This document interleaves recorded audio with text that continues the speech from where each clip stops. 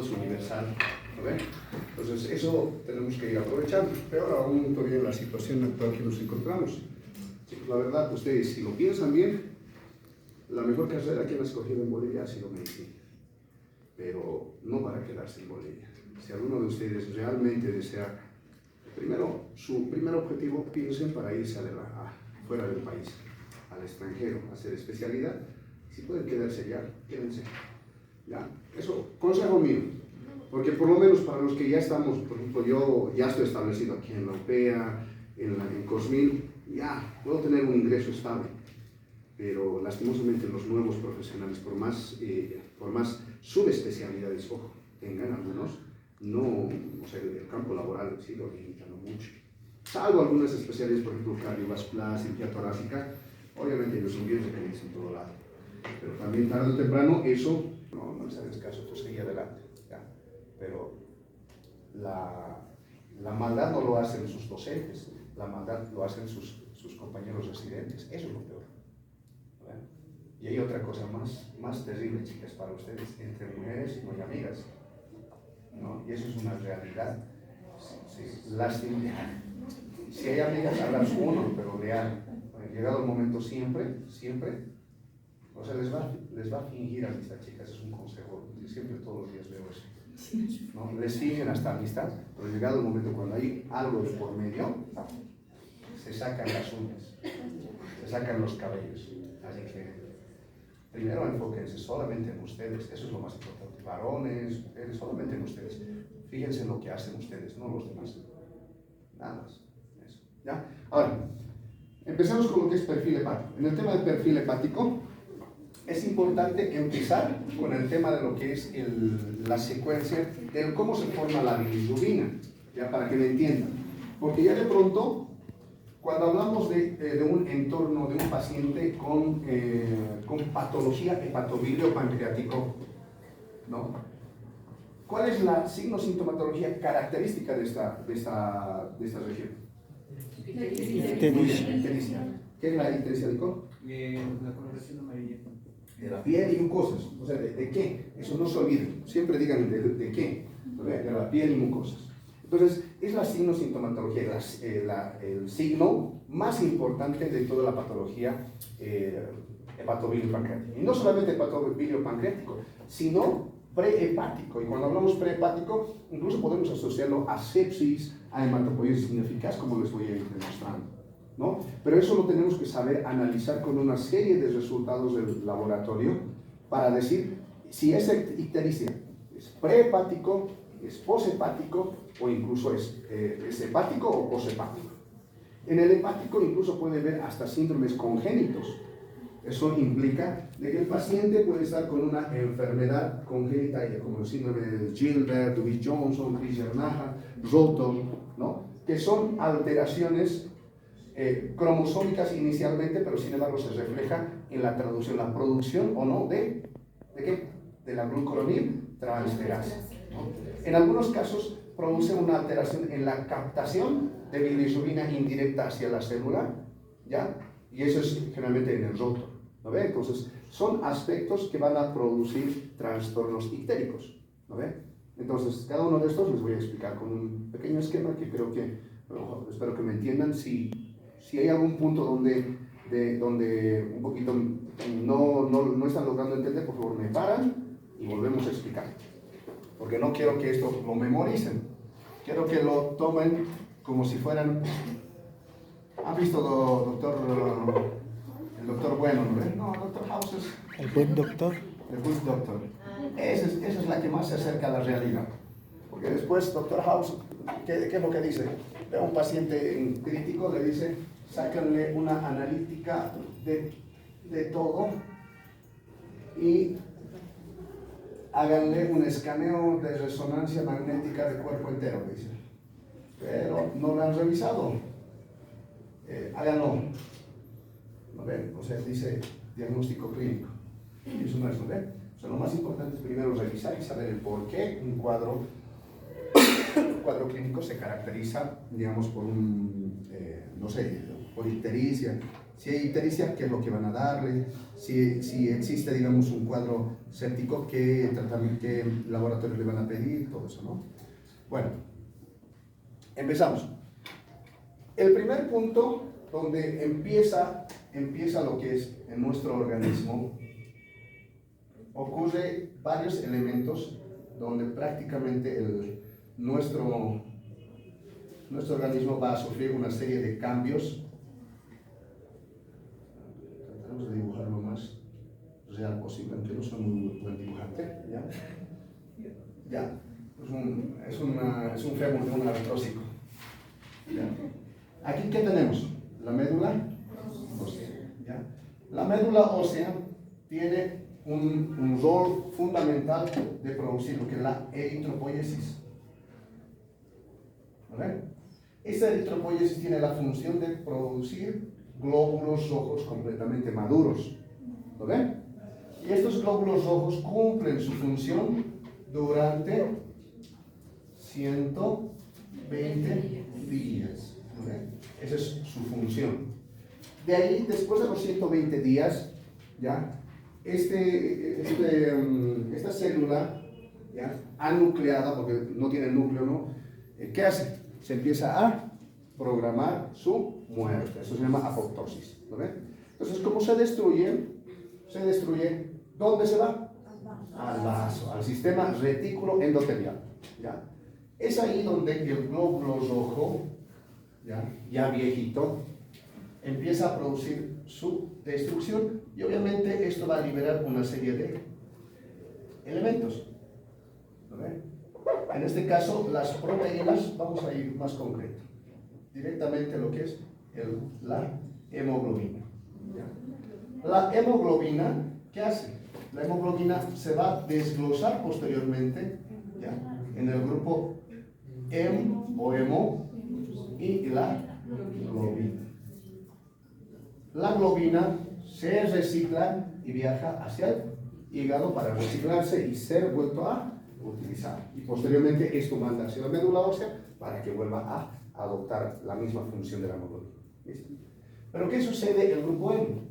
El grupo M, por acción de la M-oxidasa, estoy temblando es por el salbutamol. ¿Sabían que eso es un efecto adverso, no ve? Así, por eso les comento, no porque se ríen de mí, ya, les comento porque ese es un efecto adverso, por si acaso, del salbutamol. ¿Ya? Empiezan los temblores finos. ¿Ya? No se olviden de eso.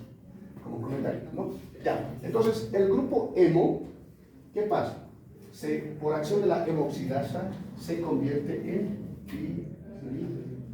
biliverdina. ¿Listo? Esta biliverdina también necesita otra enzima, que es la biliverdina reductasa, para convertirlo en bilirrubina indirecta. ¿Listo? La bilirrubina indirecta tiene una propiedad físico-química que es liposoluble hidrofóbica. Pero sin embargo, como esta bilirrubina se encuentra dentro del vaso y tiene que transportarse por el torrente sanguíneo hasta el hígado, necesita un transportador. Y este transportador es la albúmina. La albúmina se une para convertirlo en una sustancia hidrosoluble. Y de ahí es que viaja hasta el hígado, donde en el hígado entra la bilirrubina indirecta, entra a la célula hepatocítica, ingresa y acá ocurre esto que les estoy marcando con negrito, ocurre lo que es el proceso de la conjugación, donde aplica una enzima muy importante que es la glucuroniltransferasa. Esa glucuroniltransferasa que le convierte la adición a lo que son sales biliares, ¿ya? Y le permite convertirse a, no vamos a hablar de la parte más minuciosa, la bilirrubina directa o conjugada. ¿Está bien? Esta bilirrubina directa es la que va a ser secretada a través de las vías biliares intra y extrahepáticas hacia el intestino delgado, hacia la segunda porción del duodeno, donde la bilirrubina directa por acción enzimática bacteriana, que es la... No, ¿qué enzima? Beta-glucuronidasa. ¿Sí o no? La beta-glucuronidasa lo convierte en urobilinógeno. ¿Ven? Este urobilinógeno tiene dos vías.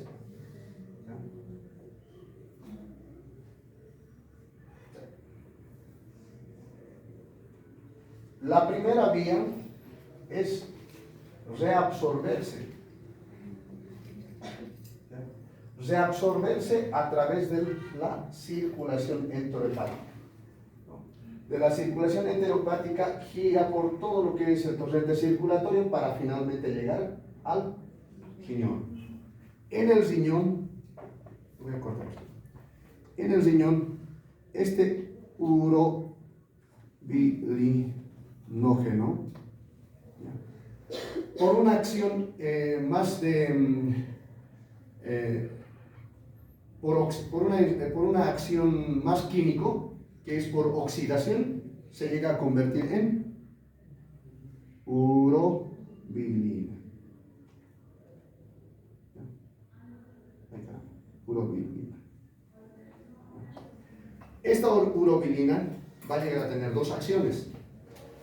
La primera se va a filtrar a través de la filtración glomerular y va a dar el pigmento a la orina. Este punto quiero que me memoricen biencito, porque con esto vamos a explicar por qué un paciente con ictericia coli y coluria se considera síndrome ictérico obstructivo, y no así cuando hablamos de lo que es una hepatitis. ¿Ya?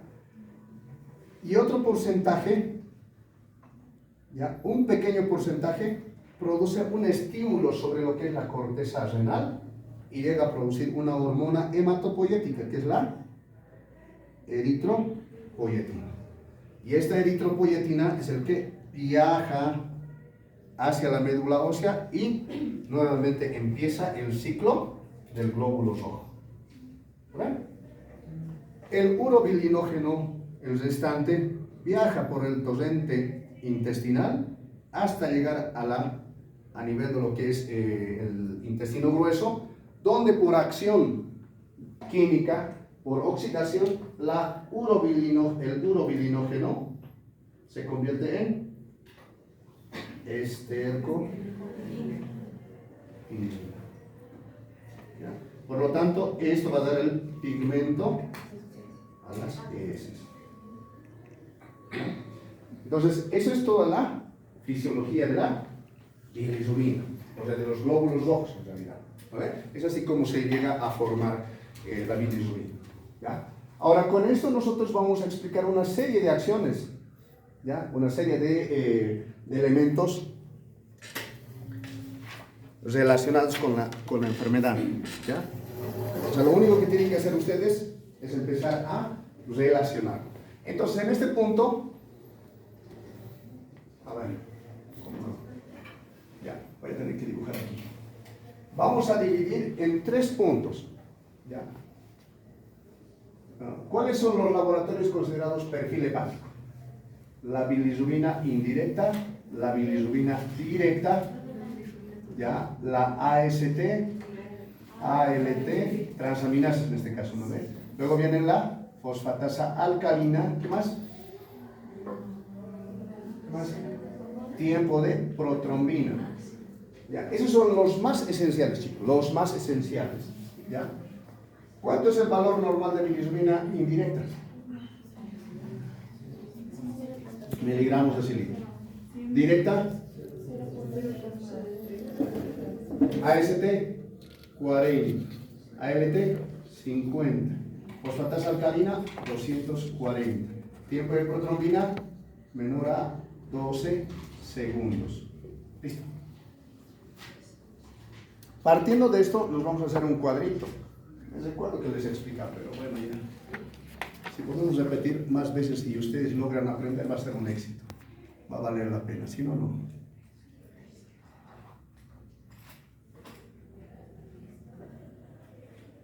vamos a hacer este cuadrito. ¿Ya? Este cuadrito,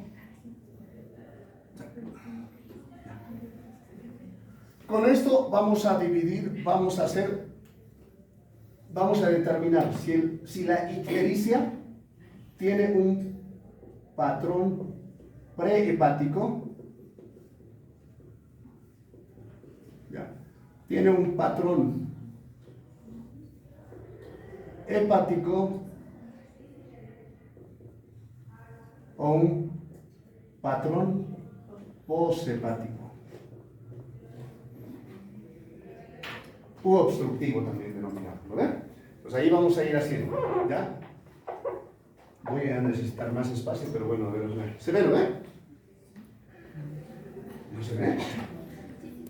Clarito. No manchen, chicos, mira, yo ya estoy viejito, a mis más de 40, y eso no veo normal. Hay una cosa que en la jerga de los varones dicen, pero mejor no les digo nada. Ya, entonces, cuando hablamos de esto, vamos a ir marcando un aspecto fundamental. En todo esto, miren, aspartato, aminotransferasa, alanino, fosfatasa alcalina y tiempo de protrombina. Todos esos debemos... Ya se están riendo, ya saben a qué me refiero. ¿Qué? ¿No ves? No, ni esto no conectes, pero tú. Ya, vénganlos más aquí. Esto, por favor, esto para mí sería solamente darles esto, fácil. Pero yo lo que necesito es que ustedes piensen cómo se da el proceso de la enfermedad.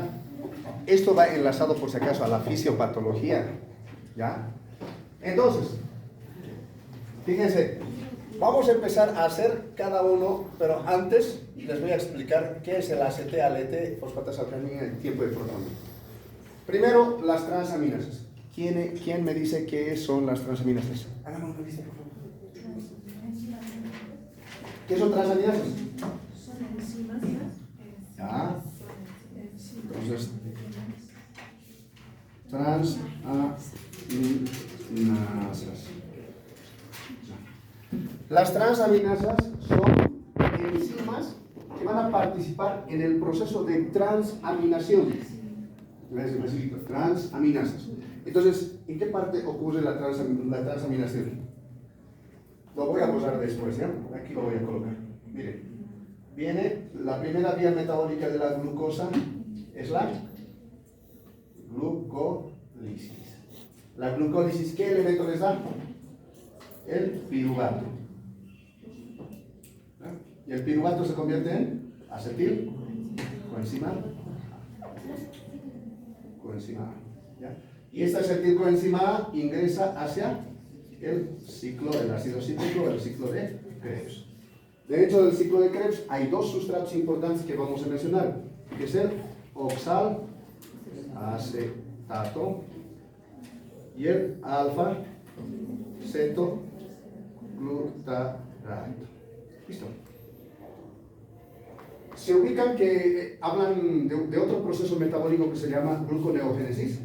¿Cuál es la función de la gluconeogénesis? Formar nueva energía. Formar nueva glucosa. ¿A partir de? No. Proteínas. A partir de aminoácidos. Y viceversa. ¿No ve? Es a partir de sustratos de la glucosa convertirlo en aminoácidos. Esa es la gluconeogénesis. ¿Lo ve? Entonces, en este punto, el piruvato, el alfa-cetoglutarato y el oxalacetato, por ejemplo, el piruvato, ¿qué utiliza? Utiliza la ALT. ¿Ya? Sin embargo, estos dos utilizan la AST. AST. Ay, caramba. AST. Entonces, ¿dónde ocurre lo que es este proceso dentro de la mitocondria, si se dan cuenta? ¿Saben? Pues ahorita les voy a explicar. ¿Saben? En este punto, miren, voy a dibujar una célula, después lo voy a borrar, ¿ya? Aunque no es así el hepatocito, pero en gran porcentaje la ALT se encuentra en el citoplasma, ¿ya? Y en un menor porcentaje está en el núcleo, la AST. Pero sin embargo, en el núcleo existe la mayor cantidad de AST. ¿Está bien? Entonces, ahí dense cuenta. El piruvato es una vía metabólica anaerobio o aerobio. Anaerobio. ¿Dónde se encuentra? Más que todo en el citoplasma. Por lo tanto, ¿qué usa? ALT. ¿A ver? De ahí viene. ¿Ya? Y este proceso, su función es generar aminoácidos. Nada más. Entonces, como verán, estas enzimas se encuentran dentro del hepatocito. ¿Ya? Ahora, ¿por qué expresa daño? ¿Ya? El hecho de que un paciente con ictericia de origen hepático, esto se eleva. ¿Ya? ¿Por qué? Porque si yo lo daño la membrana celular, ¿qué va a pasar? Que va a provocar la salida de ALT, ¿no? Como ocurre en la hepatitis. Pero ¿qué pasa si yo lo destruyo por completo? Como en la cirrosis. ¿Qué va a hacer? Va a liberar ALT y va a sumar AST. ¿Está bien? Más o menos esa es la idea. Sí, sería la idea. Ahora, con todo eso, vamos a hacer un aspecto. Esto lo voy a borrar también. Vamos a necesitar espacio. ¿Ya? Con todo eso, vamos a hablar que las transaminasas, haremos esto. Allá. ALT, AST.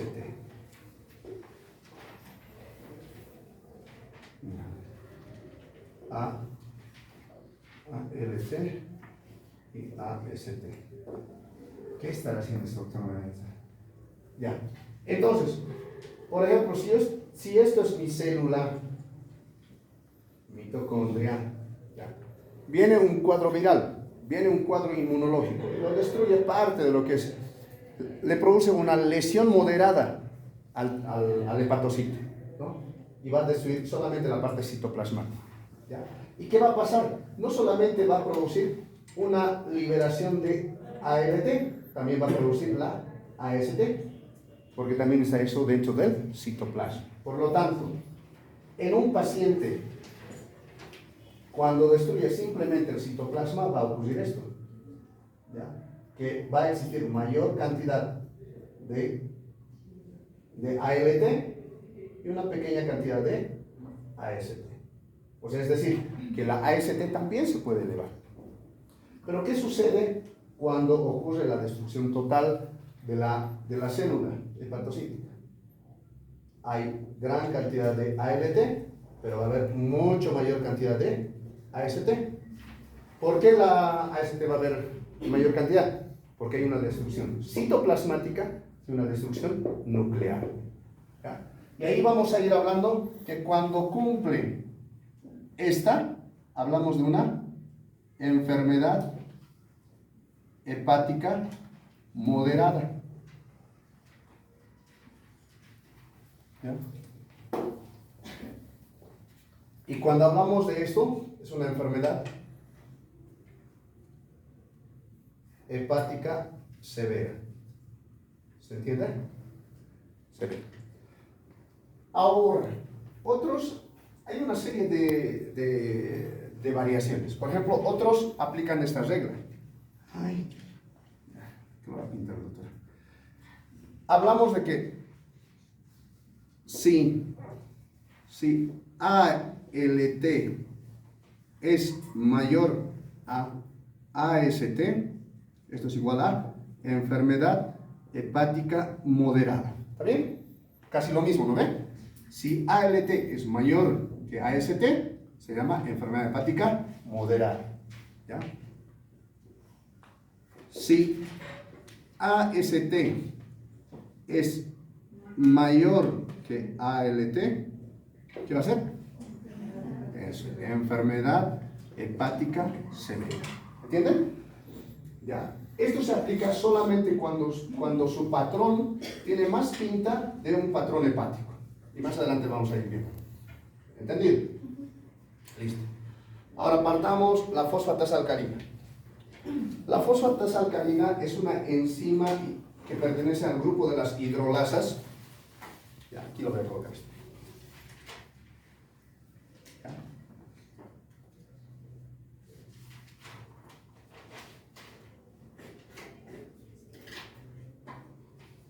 ¿Ya? Esta fosfatasa alcalina puede estar presente en varios órganos, incluyendo los huesos en gran cantidad. Hueso, en el hepatocito, en los ovarios, en el páncreas, en varios órganos. Pero lo más frecuente es en el hígado, ¿ya? En las vías biliares y en los huesos. Y de ahí que cuando existe una enfermedad maligna de los huesos, la fosfatasa alcalina se dispara 10 veces más a su valor normal, ¿ya? Y cuando hay una enfermedad hepática, ¿ya? Y más de vías biliares extrahepáticas, se dispara 5 veces más. Ahora, para que me entiendan un poquito, la fosfatasa alcalina mide la respuesta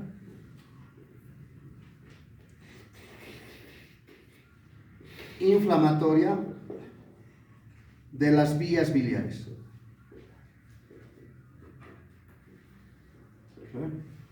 Ahora, dentro de las vías biliares, como ustedes saben, hay dos tipos de vías biliares. ¿Cuáles son? Eso. Intra y extrahepáticos. En este caso, en los extrahepáticos se encuentra el colédoco. ¿Lo ven? La respuesta en el intrahepático es menor y la respuesta en el extrahepático es mayor. ¿Ya? Me explico. A ver. Ahí está. ¿Qué pasaría si nosotros estamos tan enojados porque nuestra universidad se está cayendo y vamos a bloquear aquí la avenida del 16 de julio? ¿Qué pasa? Congestionamos. ¿Pero cuánto congestionamos? Sí, bastante. Pero es muy diferente a bloquear esta calle que nos animemos a bloquear, vámonos a la Juan Pablo II. ¿Cuál de ellos produce mayor repercusión? De la Juan Pablo, ¿no ve? Eso es un caos vehicular único, si se dan cuenta. Por ejemplo, cuando hay la feria del 16 de julio, imposible, y aparte, si hay un bloqueo en la avenida principal, estamos fregados, ¿no ve? Lo mismo, chicos, ¿no ve? ¿A qué me voy? Que cuando existe una alteración, una lesión hepática, en el hígado recuerden que también hay hepatocitos y hay conductos biliares intrahepáticos. Y estos conductos biliares intrahepáticos se pueden inflamar y pueden producir la misma respuesta y generar una respuesta de liberación de la fosfatasa alcalina. Pero la respuesta va a ser menor que la extrahepática. ¿Por qué? A menor calibre, menor respuesta. A mayor calibre, mayor respuesta, o sea, más fuerte. ¿Se entiende, no ve? Entonces, normalmente en el intrahepático se puede elevar por máximo por 2, ¿ya? Máximo. Sin embargo, en el extrahepático, máximo por 5, mayor a 5. Esa es la diferencia, chicos. ¿Se entiende?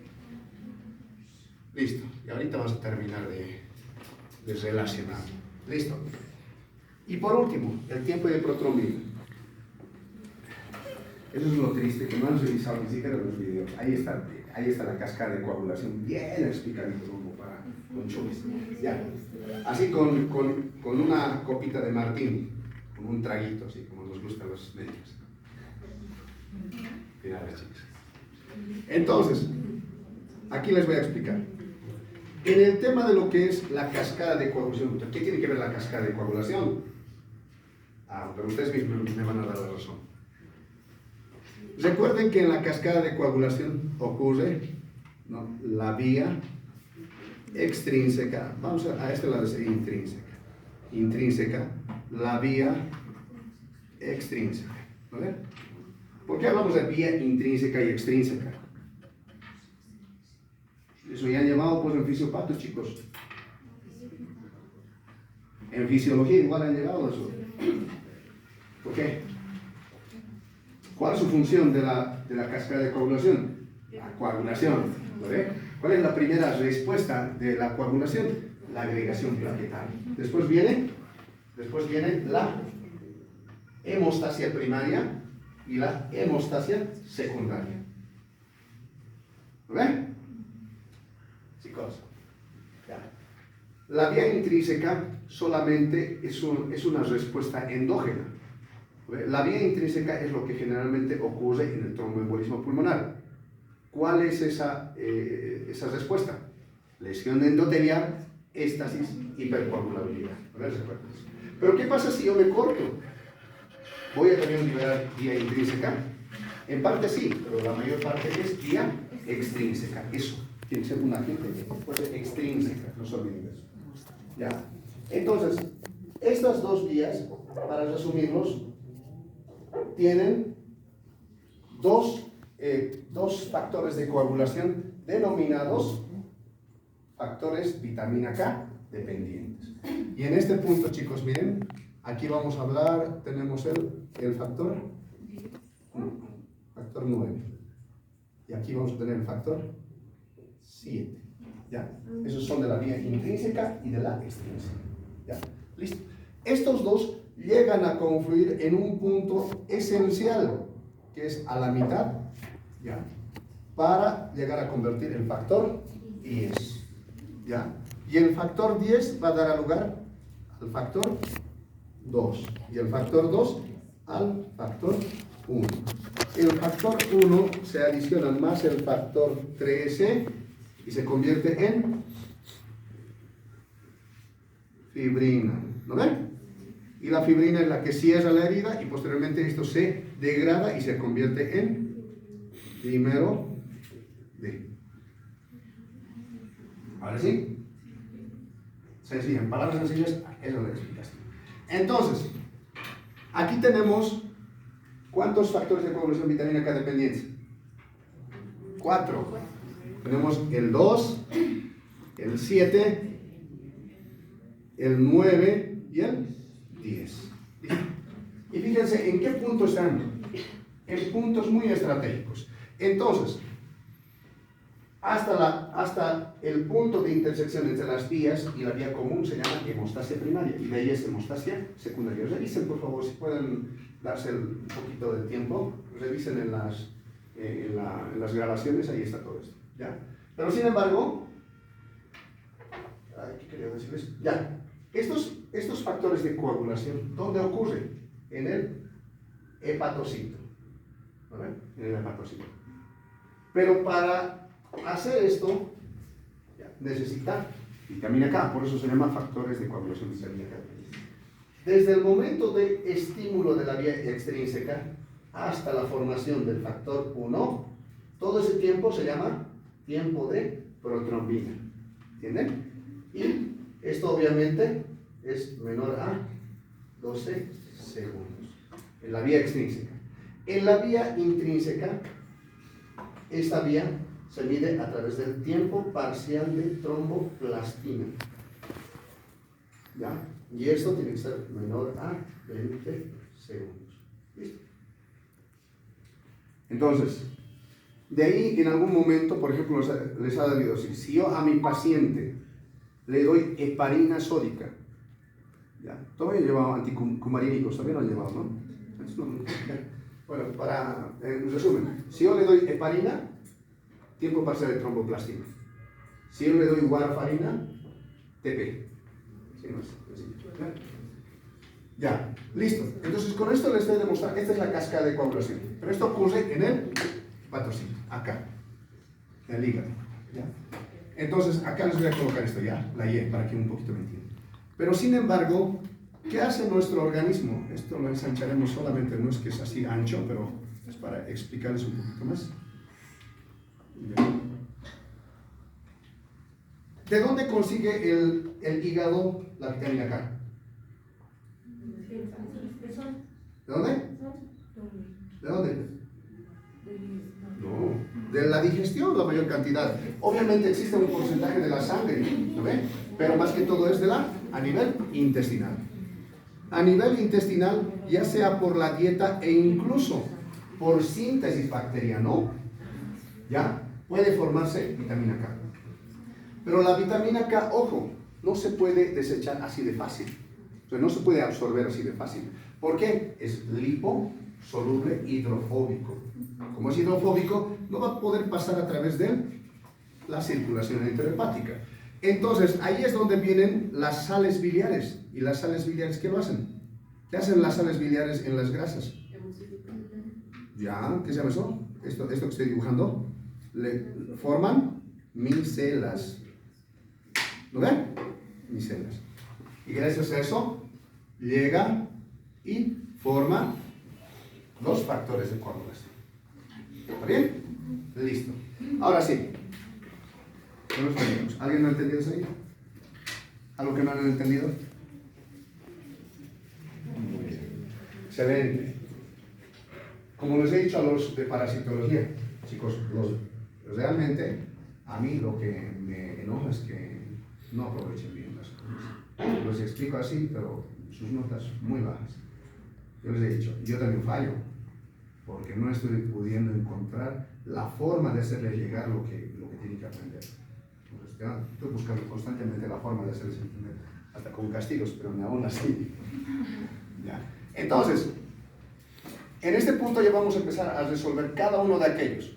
¿Ya? Acá voy a anotar, esto lo voy a borrar un poquito. Acá me voy a dar un poquito de espacio. Se entienden mejor con esquemas, ¿verdad? Ya. Aquí vamos a empezar a hablar de lo que es prehepático.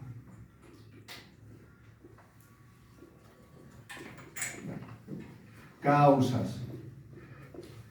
¿Vale? Si ustedes, digamos, dicen es patrón hepático, prehepático, poshepático, no solamente ahí. Una vez que determinen esto, tienen que decir por qué, cuál de todos llega a ser el diagnóstico. ¿Ya? Y esto lo vamos a poder decir ahorita, fácil. Entonces, empezamos con patrón prehepático. En el prehepático, con este diagrama, y ustedes me van a ir hablando. ¿Está lista? Eso. Pues participaremos. Magali Condori. Ya. La primera memoria. De acuerdo a este diagrama que estamos haciendo, en el patrón prehepático, la bilirrubina indirecta, ¿cómo estará? Empiecen a pensar. Ahora es empezar a... a ver, en este punto, miren, llega aquí. ¿Qué pasa si aumentaría la destrucción? El principal factor de aumento de las bilirrubinas de la ictericia de origen prehepático, porque hasta acá es prehepático y de acá es hepático y acá todo esto es posthepático. ¿Está bien?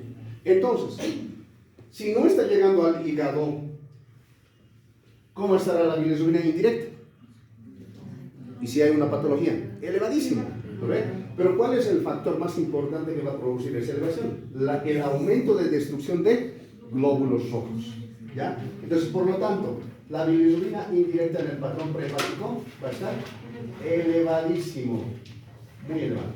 ¿Y cómo estará la bilirrubina directa? Eso, normal, porque no está normal. ¿Ya? ¿Listo? ¿Lo ven? Ahora, las transaminases, ¿cómo estarán? Piensa. ¿Cómo está? Elevado. Juan Carlos. Piensa. Apliquen lógica, chicos. Eso les falta a ustedes. ¿Cómo estarán? Como les dije, corten de aquí para este lado. Solo estamos hablando de este lado.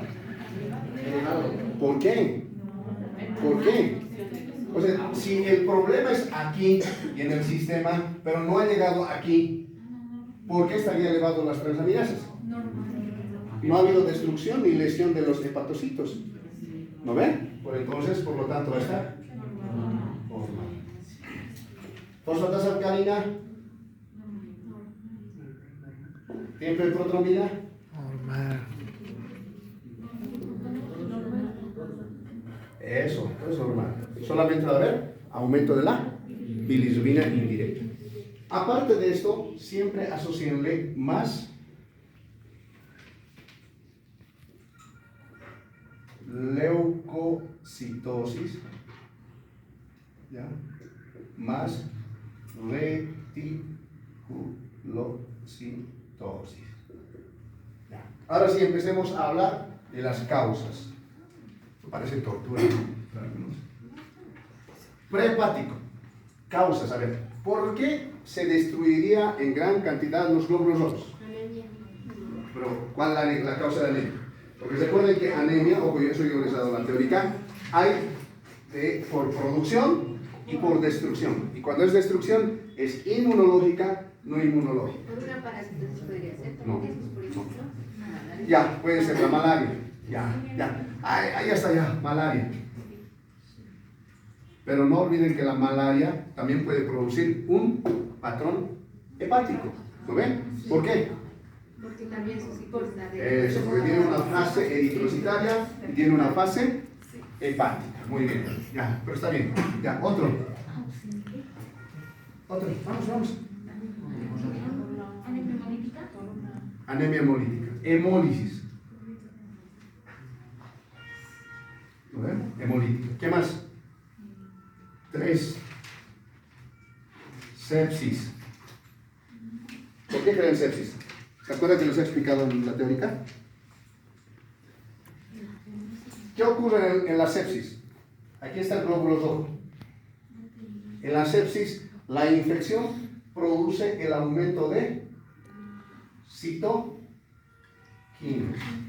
Esta citoquina, interleucina 3, 6, 4, factor de necrosis tumoral alfa, producen destrucción a diferentes entornos.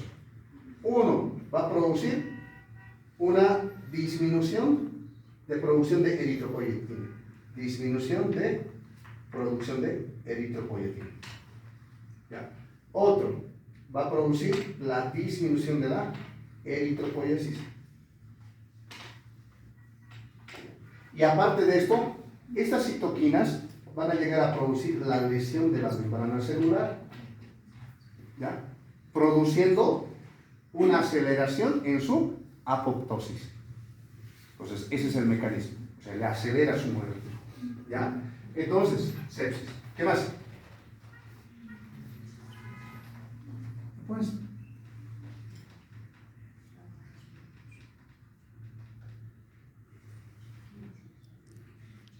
hematopoiesis ineficaz. ¿Ven? Eso dice. ¿Qué más? Vamos, hay más. Piensen pues, chicos, y han llevado la mayor parte de esto. Incompatibilidades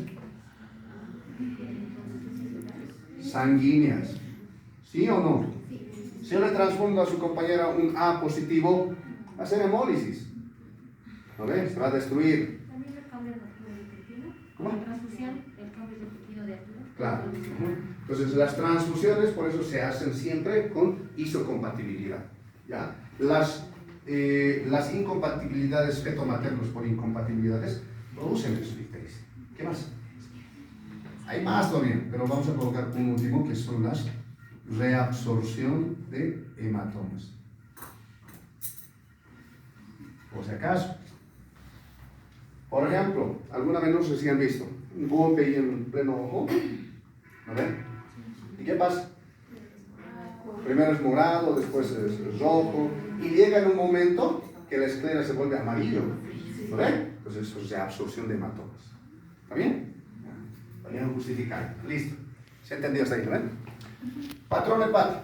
Aquí sí ya vamos a combinar. No solamente hacer esto. En el patrón prehepático, digo, es bien diferente. En el patrón hepático, y ahí vamos a hablar. ¿Cómo estará la bilisumina indirecta? Se supone que el hepatocito está sufriendo daño. Por lo tanto, la bilisumina indirecta le complica ingresar o no puede conjugar. Entonces, por lo tanto, Disminuido. elevado. A ver, chicos, miren. Si la bilisumina está llegando indirecta, no puede conjugarse, obviamente se va a ir acumulando, se va a ir acumulando. Pero esta bilisumina indirecta también va a optar otras vías. Pero sí, igual se va a convertir y va a producir el aumento de producción de la bilirrubina directa, pero discretamente. En este caso, va a haber mayor elevación de la bilirrubina indirecta y leve elevación de la bilirrubina directa. También se eleva, ¿ya? Por sobreproducción. ¿Cómo estarán las transaminasas? Es 5 veces más a su valor normal. Ambas transaminasas, dependiendo, ¿no? ¿Cómo estarán las fosfatas alcalinas? ¿Elevadas o muy elevadas? Recuerden, avenida, calle. ¿Lo ven? O mejor decir, callejón y avenida. ¿Cuál? Eso, ¿no ven? Eso, siempre métanse esto, ¿no ven? A ver, es hepático, entonces, ¿cómo tiene que ser? Callejón, recuérdense de eso. Callejón, menor repercusiones. Por lo tanto, hay una leve elevación. Ya. ¿Tiempo de protrombina? Normal. ¿Ya? Listo. Una vez que ustedes determinen esto, sí o sí tienen que sacar esto. Esto que les he explicado, esto se llama cociente. Cociente. Ya me está fallando. De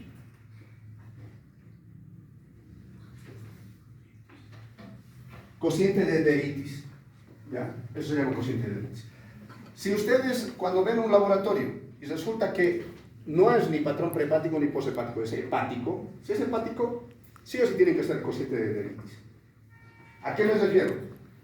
Mi paciente está ictérico, entonces tiene una bilirrubina de, no sé, 3, indirecta 3.1, bilirrubina directa de 0.9, transaminasas está por encima de los 1800, ¿ya? AST, a ver, AST va a estar 1800 y ALT va a estar 1800, va a estar esto 2500. Listo. Ahí yo tengo que hacer sí o sí cociente de Deritis para decir que mi paciente tiene un patrón hepático con enfermedad hepática moderada, no hay leve, moderada. ¿Está bien? Entonces saquen eso, severa o moderada, siempre saquen eso. Acá, por ejemplo, es moderada. ¿Lo ven? Entonces, cada vez que ustedes vean un patrón hepático, deben hacer sí o sí cociente de Deritis. Ojo. ¿Está bien? ¿Se entiende? Muy bien. Ya. Ahora sí. Ahí hacemos poshepáticos. Perdón. Hepáticos.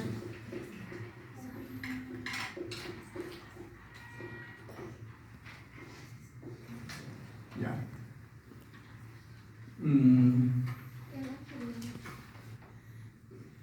Enfermedad hepática moderada. 1.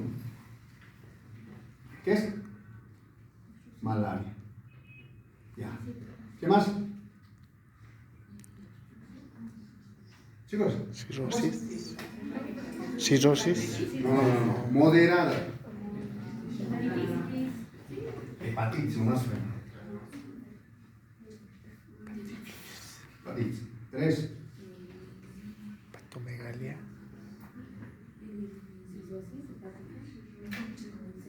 Sepsis.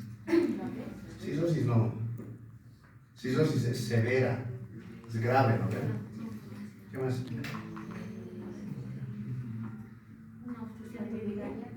Hígado graso. 8.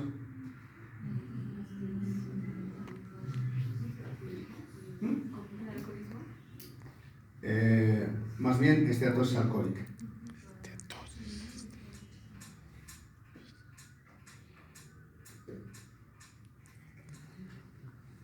Bueno, a la larga esto se va a convertir también en una enfermedad hepática severa, ¿no? Luego hablamos de enfermedad hepática severa. Aquí por si acaso hay más. Creo que habré un para la próxima, ¿ya? Por si acaso todos va a ser así todas las clases, ¿ya? 1. Eso, cirrosis, ahí sí es, cirrosis hepática. 2. Hepatitis necrotizante.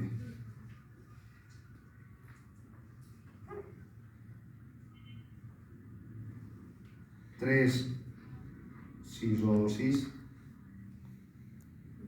biliar primaria. ¿Ya? Son las causas más frecuentes. Y obviamente, 4 neoplásico. ¿Ya? Y obviamente va a ser aquí hepatocarcinoma, ¿no? Exacto.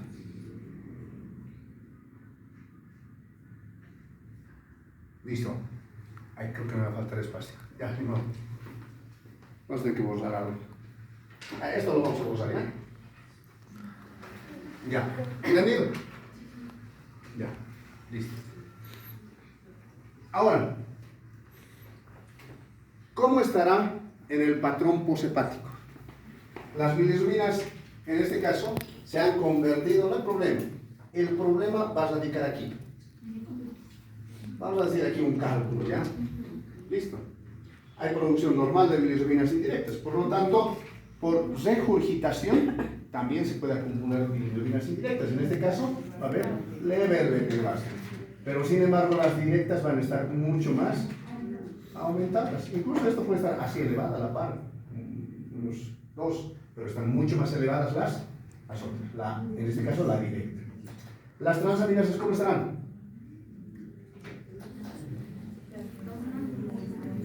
A ver, cuando ustedes hacen esto, ¿qué pasa? Los ojos se quieren hinchar, ¿no? ¿Qué pasa? Es por una congestión que se percute en el globo ocular. ¿Cómo va a estar? Puede estar elevado, ya por ese mismo principio. Pero va a estar elevado no pues tanto como la anterior, va a estar elevado levemente unos 2 veces, así máximo. Ya, 1, a lo mucho. Ya, por 1. ¿Cómo estará la fosfatasa alcalina? Callejón, avenida. Mucho. Muy elevado. Pues ahí vamos a hablar muy elevado. Los 5 veces más a su valor normal. ¿Cómo estará el tipo de protrombina? Pensemos bien. Miren, aquí hay un cálculo. No han pasado sales biliares. Como no hay sales biliares, no hay vitamina K. No hay micelas.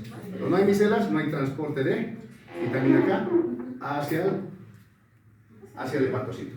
Por lo tanto, de lo que tenía que hacer en 12 segundos, esto se va a prolongar, señor. ¿Ya? Mayor a 12 segundos.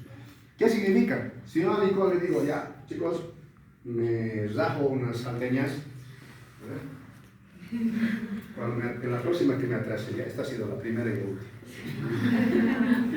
Aunque no me lo crean, yo les he dicho y me he atrasado por una situación alejada de mí, pero ya, pues, tengo que cumplir.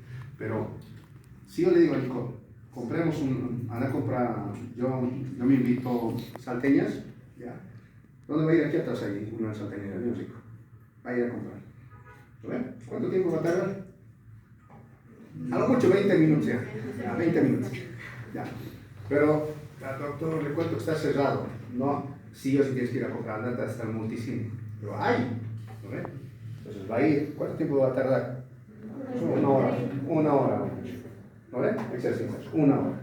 ¿Lo ven? Listo. Enseguida. ¿Qué ha hecho? Ha conseguido de todas formas. Solo que ha tardado más tiempo. Lo mismo ocurre en nuestro organismo. Si no hay vitamina K, nuestro organismo recurre a otros órganos para rescatar vitamina K y formar lo que es los factores de cuerpo. Solo que tarda más. Esa es la única diferencia.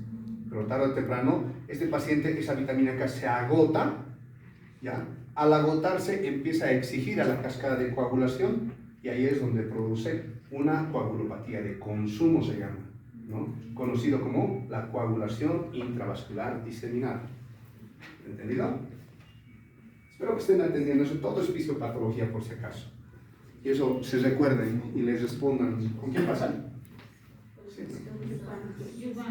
Pues con el doctor Santos eso les va a preguntar sí o sí. Ya, el doctor Yupanqui, ustedes pregúntenle. Ya, ¿entendido? Ahora sí, causas. Voy a borrar esto, ¿ya? Solo esto. prolongación, disculpe, doctor, ¿cuánto sería entonces el tiempo de prolongación? Por eso, mayor a 12 segundos. Mayor a 12. Sí, o sea, ya va a ser 13, 14, 15, 16 segundos. Pero ¿hasta cuánto es lo máximo? No, por eso 12. 12. O sea, no puede ser, o sea, tiene que ser menor a 12, hasta 12. De ahí se prolonga más. ¿Ya? Mayor a 12. Mayor a 12. ¿Ya? Entonces aquí vamos a colocar prolongado nada más.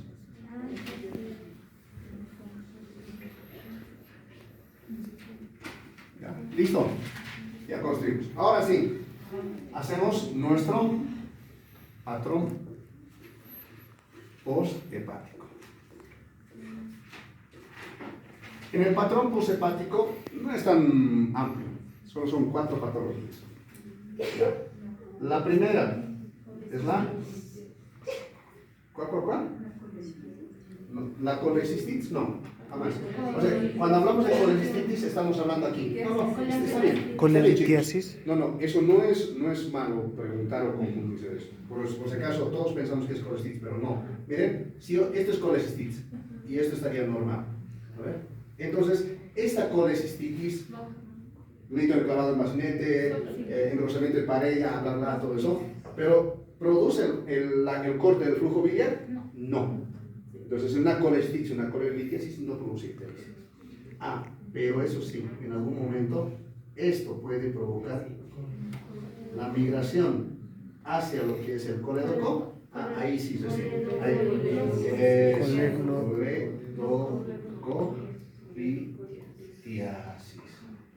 Sinónimo de síndrome ictérico obstructivo. ¿Ven? Ahora, yo les pregunto, ¿cuál es la triada del síndrome ictérico obstructivo? ¿Cuál es? ¿Ya? A ver, ustedes van a hacer, miren, vamos a hacer bonito. Miren, hay una piedrita aquí. Ya, listo. Como está produciéndose la acumulación de bilirrubina directa, y esta bilirrubina directa, obviamente, tiene que salir por algún lado. ¿Lo ven? ¿Y qué va a pasar? Va a hacer un reflujo y va a irse hacia el sistema. ¿Lo ven? El exceso. Por lo tanto, va a producir ictericia. Bueno, listo, primer punto. Ahora, como ya no pasa, ya no va a haber urobilinógeno. Aquí me falta uno. ¿Lo ven? En el sistema.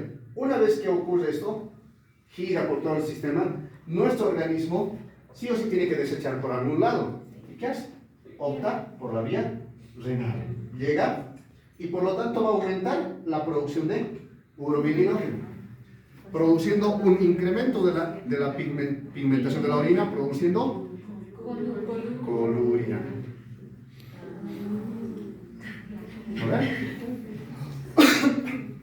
Por otra parte, como ya no hay urobilinógeno, este urobilinógeno ya no produce, va a producir la disminución de la estercobilina y la pigmentación de las heces ya no van a ver. Eso se llama acoina. ¿Entendido? La fisiopatología. Ya, listo. No son así, chicos. Voy a dar mi examen para la fisiopata, creo, la próxima. Listo. 2. ¿Cuál creen? Colangitis. ¿Qué es la colangitis? Inflamación del... ¿Qué es la colangitis? Eso, es una inflamación, una infección, un proceso infeccioso de las vías biliares principales, en este caso del colédoco. Pues aquí empieza a producirse una infección. Ahí vamos a hablar de una colangitis moderada y una colangitis severa. Una colangitis moderada se caracteriza por la tríada de Charcot. Tríada de Charcot. A ver, ¿dónde les anoto?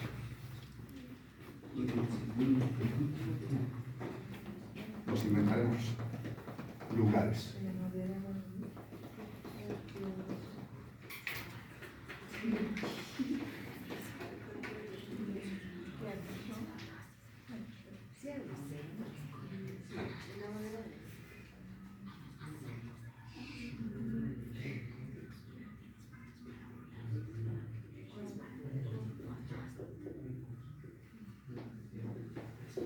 Charcot y la pentada de Reynolds. Esto les van a dar en el examen por si acaso, hasta yo les puedo dar. La tríada de Charcot se caracteriza por tres síntomas, o tres manifestaciones clínicas. Primero, ictericia.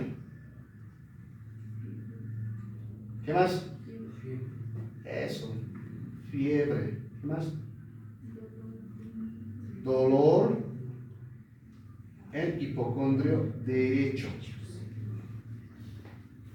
Y la pentada de Reynolds une estos tres, más dos.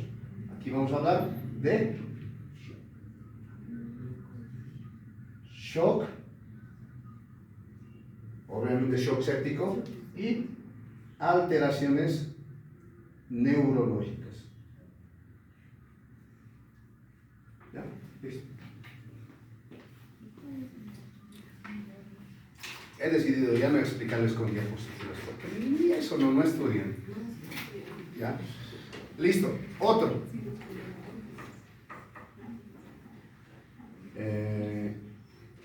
Colangiocarcinoma. Ya, obviamente eso no, o sea, se proliferan células neoplásticas y llegan a obstruir. Crónico. ¿Lo ven? Y por último, esto es bien bonito. El 4 se llama el síndrome de Courvoisier-Tessier. Courvoisier-Tessier. Algunos lo van, en semiología les voy a explicar el signo de Courvoisier-Tessier cuando la vesícula es palpable. ¿Ya? Pero eso ocurre cuando existe cáncer de cabeza de páncreas. Entonces, ¿a qué me voy? Aquí, perdón, voy a modificar este dibujito ahí para que me entiendan. Muy abajo de dibujar su conducto cístico, así que. ¿Qué es el síndrome Courvoisier-Tessier? Recuerden que aquí, ¿qué desemboca? El conducto de Wilson, ¿lo ven? Sobre el colédoco. Entonces, en algunos casos, el cáncer de páncreas siempre se va a manifestar primero en la cabeza.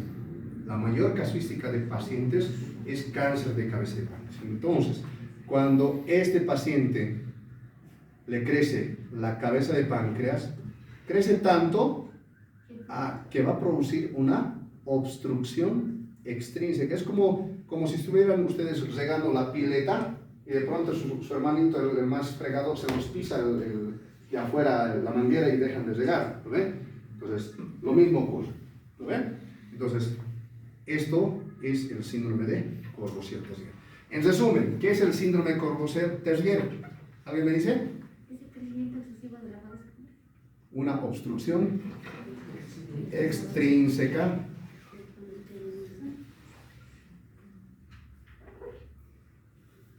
del colédoco